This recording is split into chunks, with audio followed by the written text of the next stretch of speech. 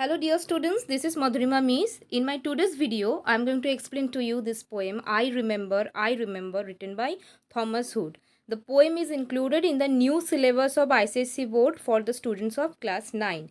Now, the poem is basically about remembering the childhood days. Here, throughout the entire poem, the poet is recollecting his memories of his childhood days, and not only just recollecting, he is constantly comparing his past days of childhood with the present days of his adulthood. Actually, kids, what happens when we are kids, we feel like our adults, our parents or teachers, they are continuously they are controlling us. We feel like when I will grow up, I can go anywhere I want. I can hang out with our friends. There will be no limitation. No, I don't have to wait for permission from, I don't have to ask for permission from anyone. But actually, when you grow up, the life is completely different than what you have imagined while you were a kid. You are burdened with multiple responsibilities, you are burdened with your duties, and you have to, you are on your own basically when you grow up. There is nobody to take care of you, rather you are that someone who is going to take care of others. So that's a huge responsibility to take. So in this poem, the poet is constantly comparing his past childhood days with the present adulthood days. In the and He is not only comparing, he is also glorifying, idolizing that the days that he had spent in his childhood were the most perfect balanced days that he can ever have in his life again.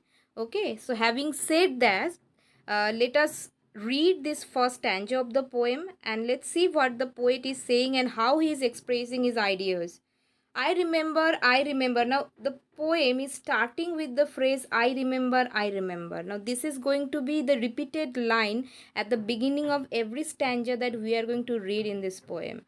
Basically, this is called anaphora.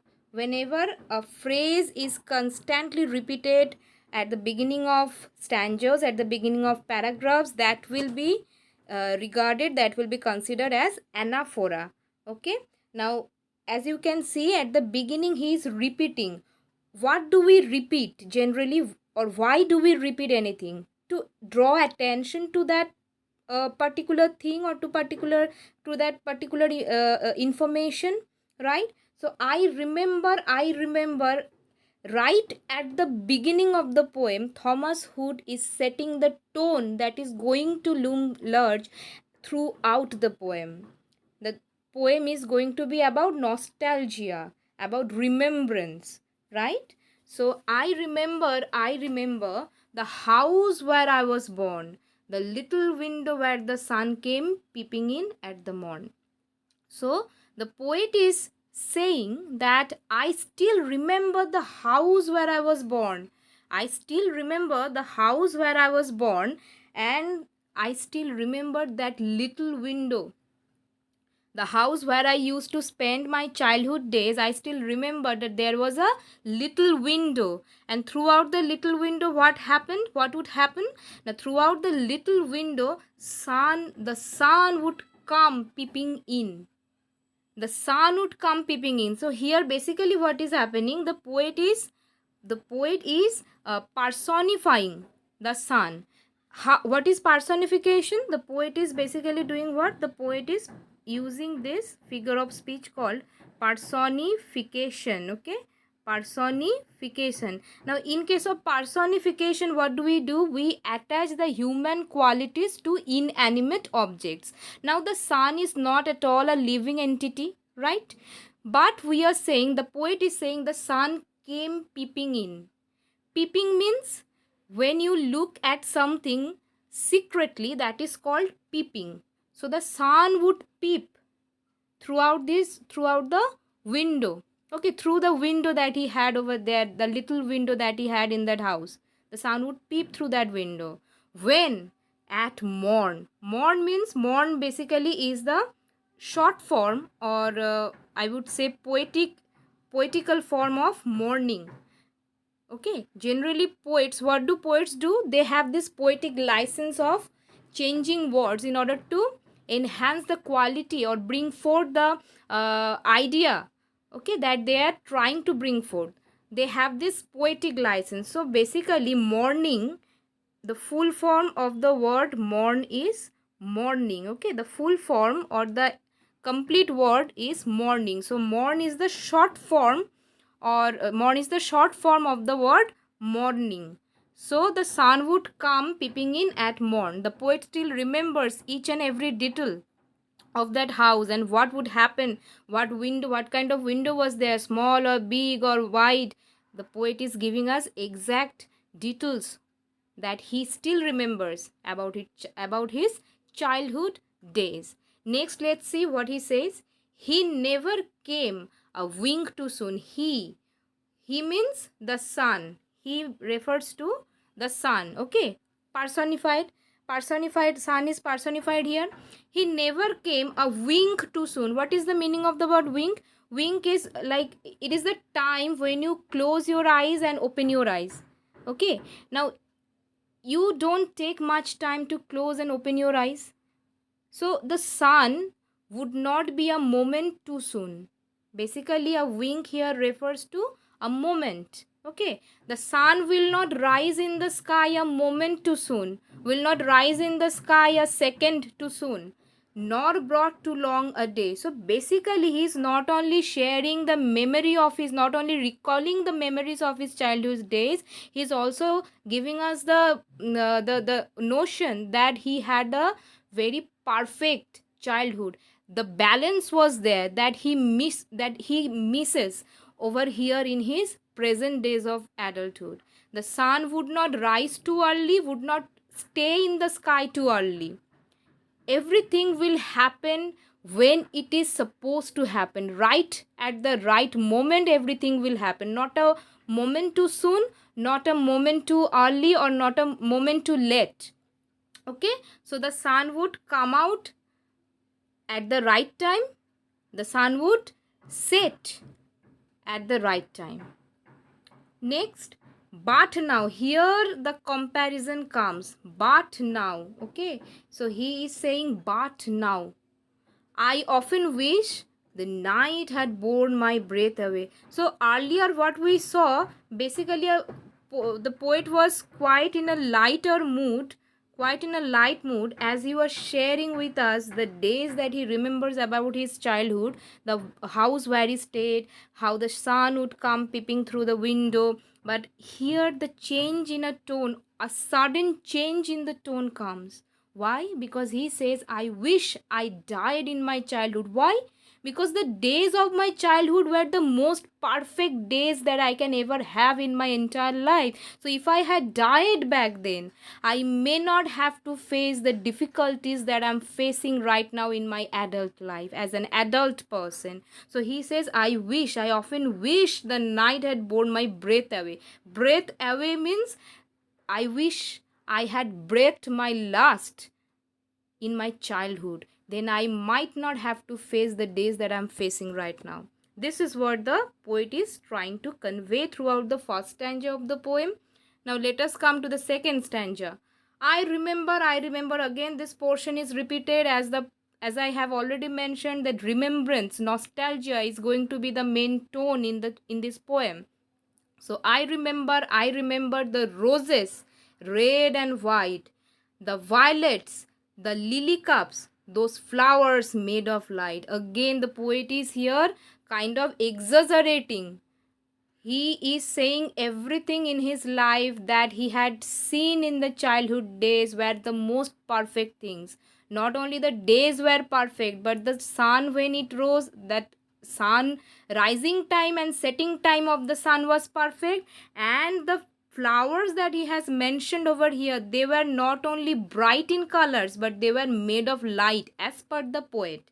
Not only the flowers were colorful, beautiful, bright, luminous, not only that, the flowers, as per the poet, the flowers themselves were made of light. So he's kind of exaggerating the idea here. Okay, now violets are a kind of flower, lily cups are some kind of flowers, Roses, you know, you have seen roses red and white. So basically here he is using visual imagery. Okay, he is trying to portray the beauty that he has seen in his childhood, maybe in his house garden, and he is trying to give us a reflection, a glance at the visual beauty that he had seen with his own eyes in his childhood days. And this is where he is using visual imagery. I hope this portion is clear. Let's move to the next portion. Again, another name of another tree is being used. Okay, the lilacs, another kind of flowers, beautiful flowers these trees have. The lilacs were the robin bill. What is robin? Robin is a bird. Robin redbreast. Okay, robin is a bird that you can find in the western countries. Robin, swallows, these are very popular birds in the western countries. Okay, the lilacs were the lilacs where the robin built, and where my brother said the laburnum is again another tree with yellow color flowers. Okay, it's a very big massive tree and has very beautiful yellow flowers. On his birthday, whose birthday? The birthday of the brother. The tree is living yet. So here the poet is sharing his memories about his brother, and how the robin, a bird robin, built its nest in the lilacs, and the brother of the poet had planted a tree on his birthday. Okay, which tree the brother had planted? It's not lilac. The name of the tree that the poet's brother had planted on his birthday was the laburnum tree. Okay, was the laburnum tree. And when did he plant? On his birthday. Okay, on his birthday. And the poet is saying the tree is living yet.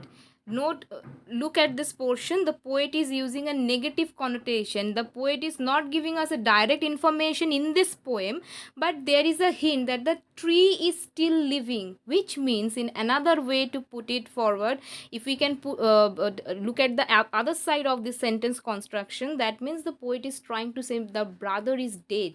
Probably the brother is dead. The poet is not clarifying any information over here, but he is saying the tree is living yet. Means the tree that he had planted on his birthday, it's still alive. It's still living. It's continuing its life. That means, on the other hand, the poet's brother is dead. Is not alive anymore. I hope you understood this portion, and maybe all this pensive mood that we get to see, that we are going to see throughout the poem, maybe because of the loss of his brother. But that point is not clarified over here. Again, the poem third stanza is starting with the portion I remember where I used to swing, and thought the air must rush as fresh to swallows on the wing. So basically here the poet is saying, I still remember the experience of being on the swing. When we are kids, we fight for being on the swing, right? We tell our friends, no, it is my turn. Other friend would say, no, you have been on the swing for too long. This is my turn now. I am going to be on the swing now. The poet is saying, I still remember those days. I still remember how I enjoyed being on the swing and what it felt like. How he felt, he is describing it over here. How he felt when he was on the swing. When he was on the swing, it was like for him as if he's flying in the sky. The birds, swallows are another kind of bird. Like, another name of the bird that he mentioned in the last stanza was robin, and this is another name of the bird. Okay, swallow. Now, when he was on the swing, he would feel that he is flying like the swallows. The swallows, when they fly high in the sky, the way the air rushes to their wings, it is rushing towards me right now when I am on the swing. This is again recollection of childhood days. Okay, my spirit flew in feathers then. So the poet is saying, my spirit was so light. It wasn't burdened at all. The spirit in the childhood, during the carefree days of our life, the spirit was so light that I would feel that I am in feathers. Feathers refers to the birds. I'm flying with the birds. I'm feeling the freedom that the birds can feel while flying high in the sky. So the spirit was light. That's why he was able to fly in the sky. Okay, not literally. Achha. Then That is so heavy now. What is so heavy? That refers to my spirit. My spirit means the spirit of the narrator, Thomas Hood. Okay, so Hood is saying that that spirit which was so light in the childhood is now so heavy, that what happens, and summer pools could hardly cool the fever on my brow. So my spirit is so heavy now, I can no longer feel like a bird anymore.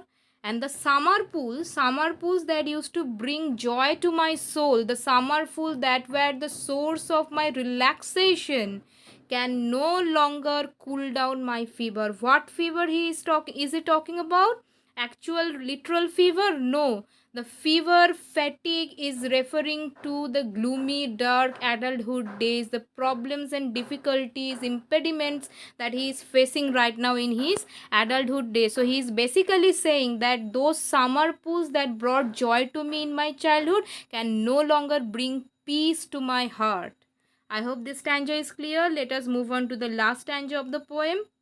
I remember, again the repetition is there. I remember the fir trees. What else he remembers apart from the swing and the bird and the trees that he had already shared with us? Apart from those, what else he remembers? The fir trees. Fir trees are basically trees that grow in the mountain areas, hilly areas. Okay, they are very tall trees. Fir trees, oak, birch, they are very tall trees. Generally they are found in mountain areas. So the poet says he's specifically mentioning that he still remembers the fir trees, dark and high. Okay, the fir trees, dark and high. I used to think they are slender tops. Slender means slim. Okay, thin, slim. Slender means thin, slim. So I used to think their slender tops were close against the sky. So the poet is saying, I was so young and naive back then. I was so innocent, naive, young back then, that I would literally think that those tall trees, the tops of the slender tops of those tall trees, maybe those tops of the tall tree are touching the sky. They are so high they can touch the sky. I was so innocent back then that I would think like that, were close against the sky. Okay, it was a childish ignorance. Here he is specifying that it was nothing, but a childish ignorance, the ignorance of a child. I was so naive, I was so inexperienced that I would feel like that the trees are touching the sky, but that is not true. That was only a childish ignorance. Okay, but now it is little joy. Now that he has grown up, the amount of joy is little now. Okay, to know I am farther off from heaven than when I was a boy. So when he was a little boy, he was really close to the heavenly pleasure. But now that he has grown up, he has gained experience, he is more practical, he knows what is possible to happen and what is impossible to happen. He knows, he's practical now. He knows what is real and what is not real, right? When you are a kid, you believe in the concept of Santa Claus, that Santa Claus comes or crawls throughout the chimney and would come to my house, will give me the gifts, and the gifts that I receive on Christmas, that those gifts are actually given by Santa Claus. But actually, when you grow up, do you believe in that?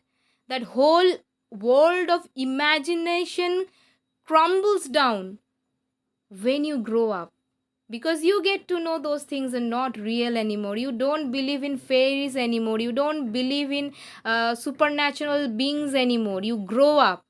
So basically, the poet is saying, when I was such a little boy, I was so naive and innocent. I would enjoy the natural beauty. I would think the trees are touching the sky. But now as I have grown up, I have become a practical person. I know what is real, what is not real, and I am far from heaven now. I am no longer any close to heaven. When I was a boy, I was close to heaven, means heavenly joy, bliss of the heaven. But now as a grown up person, I am far, far, far away from that heavenly bliss. With this, I'm ending my video. I hope this video will help you in understanding the poem in the most beautiful way possible, and I hope I have made this poem uh, very very comprehensible for all of you, those of you who are studying in class 9 of the ICSE board. And if you find my video helpful, do like my channel, subscribe my channel, and don't forget to share my videos with your friends. In my next video, I will come up with other topics from class 9-10 of ICSE board.